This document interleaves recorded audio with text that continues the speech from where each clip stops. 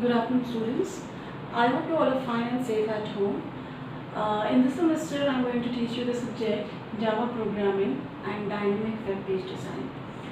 So, before moving to the topics, let me tell you the main topics that we are going to cover in all the different units.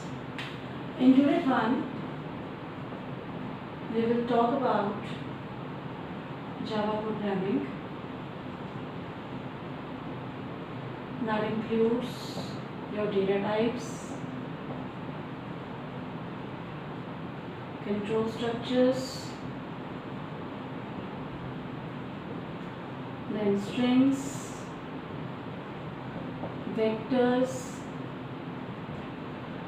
then comes your classes. In classes, we will cover the concept of inheritance,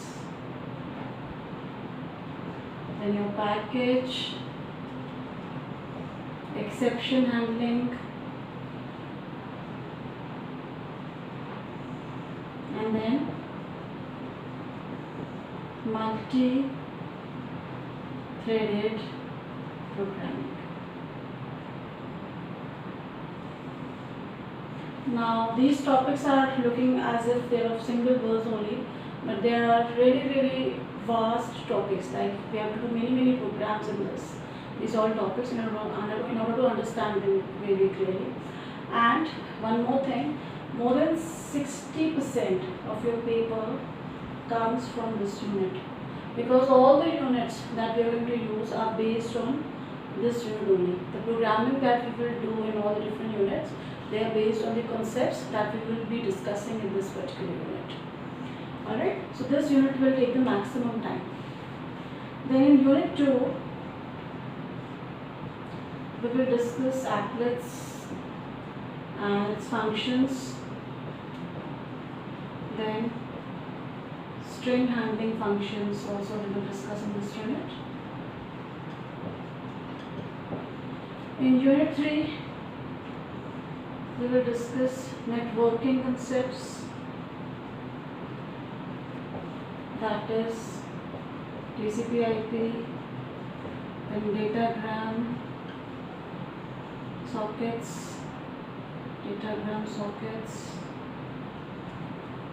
and JDBC.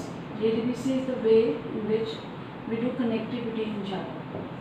Now, what do you mean by the term connectivity? Connectivity means connection between the front end and back end. Now, what is your front end and what is your back end? If suppose you go to any website, you want to register somewhere, alright? So when you open the registration page, you fill your details, all the details you fill. Then you click on the submit button. So your data, whatever your details that you mention in those text boxes or any buttons, that data gets stored somewhere. What is that somewhere? That somewhere is the table where the database has been created. So connectivity basically means how do we do connectivity between the front end and the back end. Front end is what you are able to view, where you are able to make entries, and back end is where your data is being stored. Alright, so that connectivity in Java is done with the help of JDBC. We will cover all these topics in details as we proceed for our classes.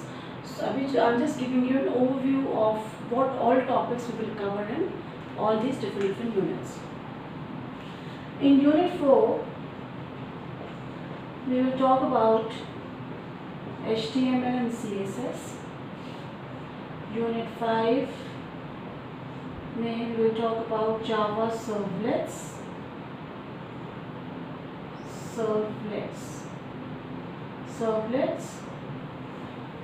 And in Unit 6, we will talk about Java server pages, that is JSP. Alright. If the concepts that we will discuss in the Unit 1, if those concepts get clear to you, then you can automatically learn all the concepts that we will do in the succeeding units. Alright. So before beginning with the Unit 1, let me first tell you the book that you should refer for this particular paper. There are many books that will be written in your LOLP. but the book in which you will get the whole syllabus is your complete reference. I'll just write the name of the book here. I'm also following that book only, so you can refer that book, or if you want to refer to some other book, you can refer to other book also.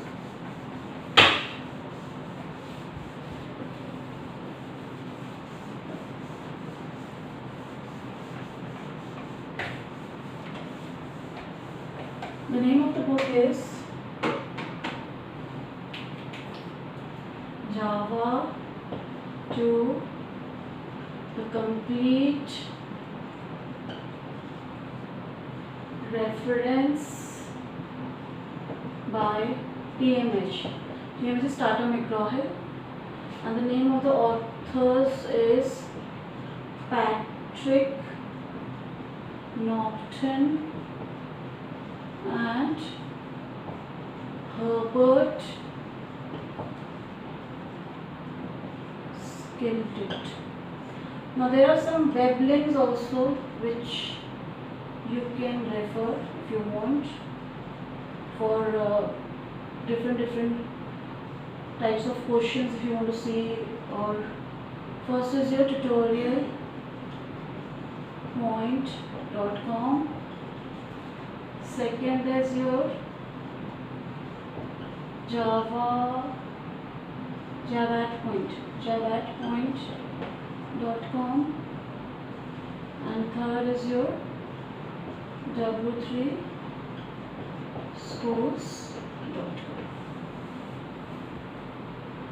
Alright, now let us move to the unit 1, that is the first topic of the unit 1.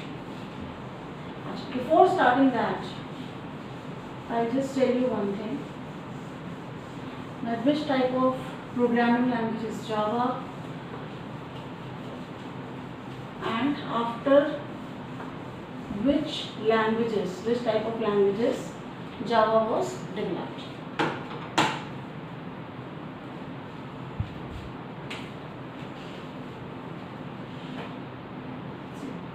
In the very beginning, when the computers were developed, there was only the language of zeros and ones. Alright, computers understand whatever code that you write, computers understand that code in terms of zeros and ones only. So in the very beginning, the first generation of computers, when the first generation of computers was developed, the programming was done in terms of zeros and ones only. No symbols, nothing were used. So obviously, the drawback of this type of first generation language, that is machine level language, is that the complex codes which could not be written in terms of zeros and ones, it becomes very tedious for the programmers to write each and everything in terms of zeros and ones. Alright, so to overcome this problem, the second generation of programming language that was developed was your assembly level language. Now the assembly level programming language also, assembly level language is considered as machine level language only, but in this second generation language it is considered as machine level language only because in this also the codes are written in terms of zeros and ones only.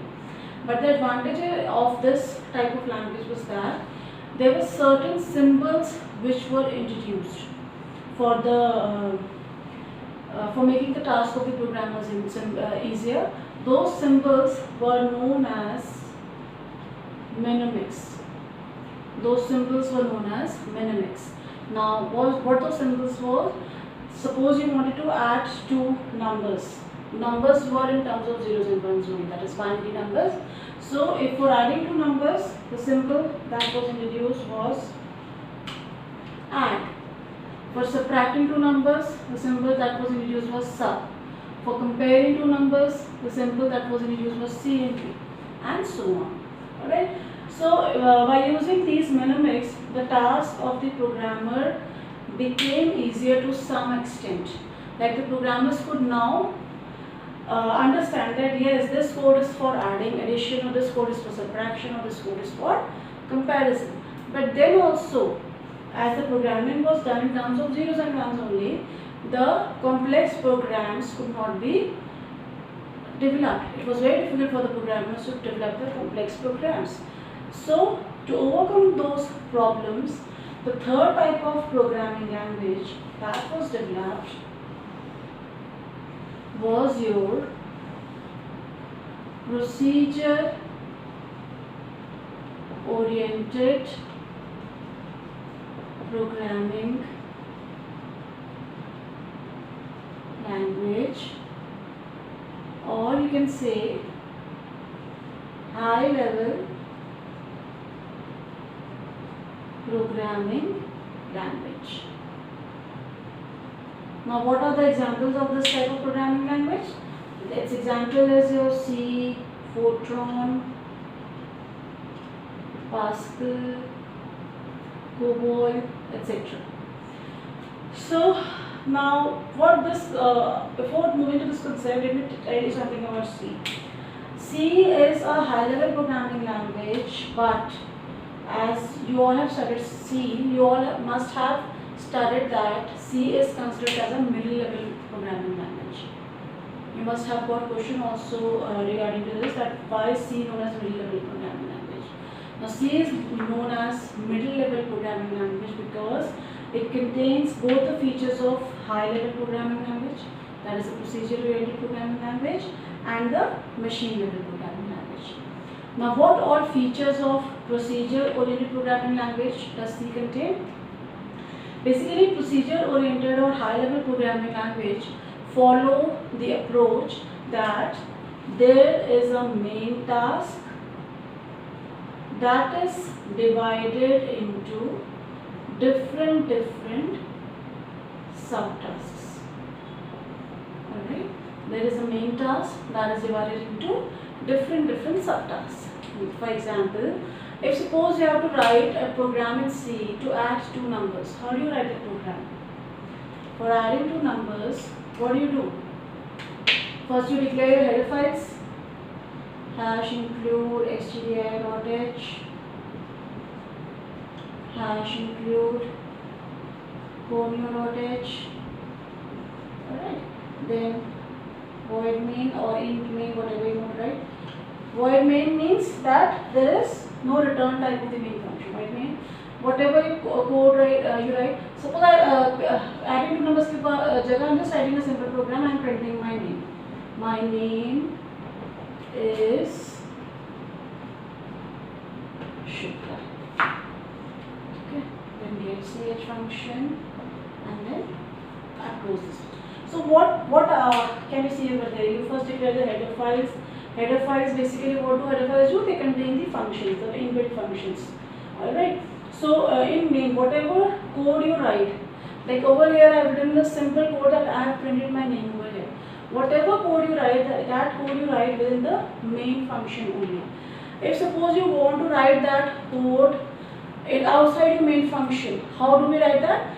We can create different functions. Like suppose you've got a program that you have to add, subtract, multiply, divide two numbers.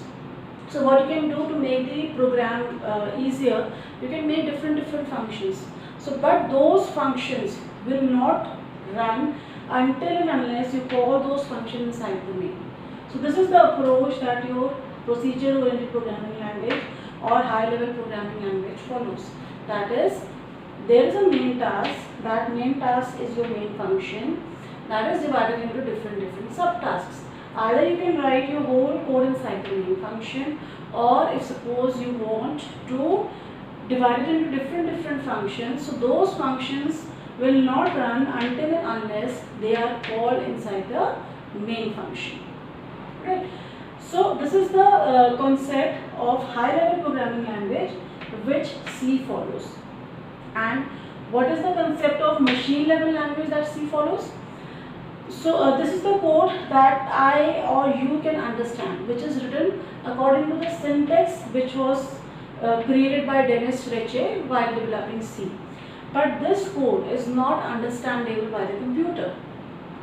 As I told you that computers understands only the language of zeros and ones. So what happens, the high level programming languages, they basically, what do they have? They have compiler.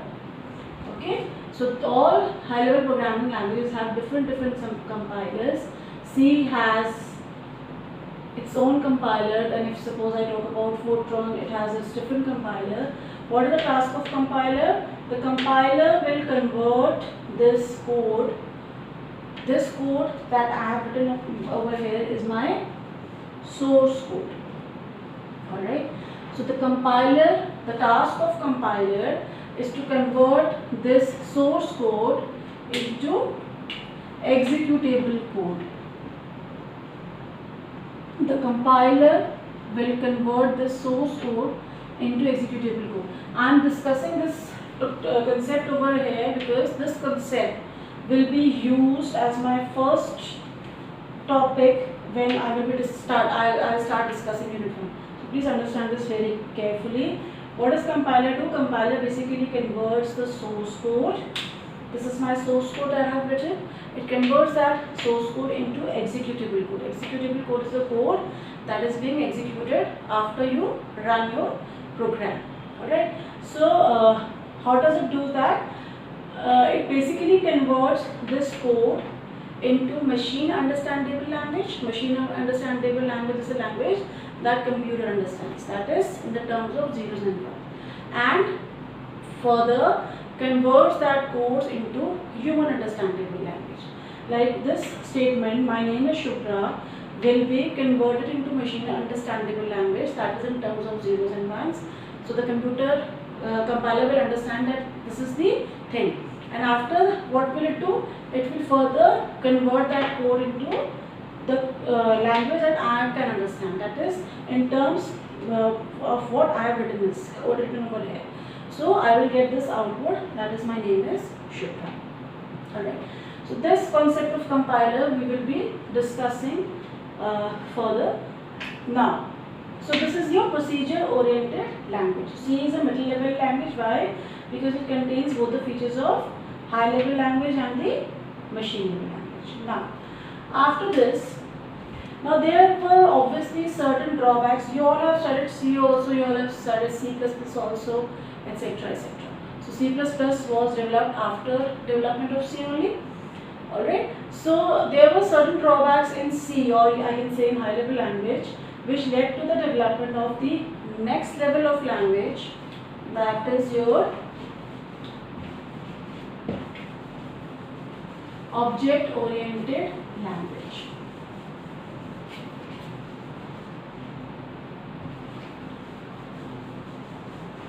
Now what those drawbacks were? Let us discuss it.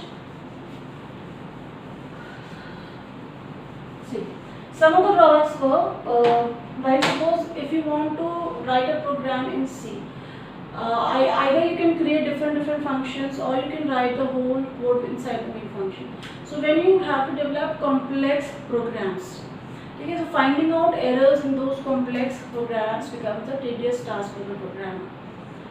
It is not easy for the programmer to find out the errors. Or if suppose some other programmer has written the coding and some other programmer has to work on that particular code, so it becomes very difficult for the programmer to understand the flow of the program. So therefore, the next level of programming language, in these levels can also be said as the generations. Like this is the first generation, second generation, third generation.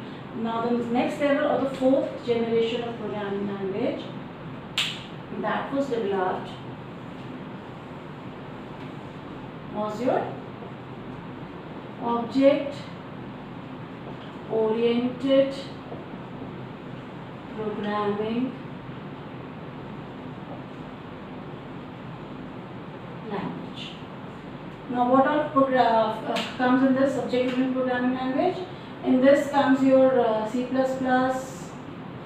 Java, .NET, etc. etc. Alright. Now C++ is considered to be not purely object-oriented programming language. Although it is an object-oriented programming language, but it is not considered as purely object-oriented programming language. What is the reason? Reason is the same as the reason that we have seen in C, because C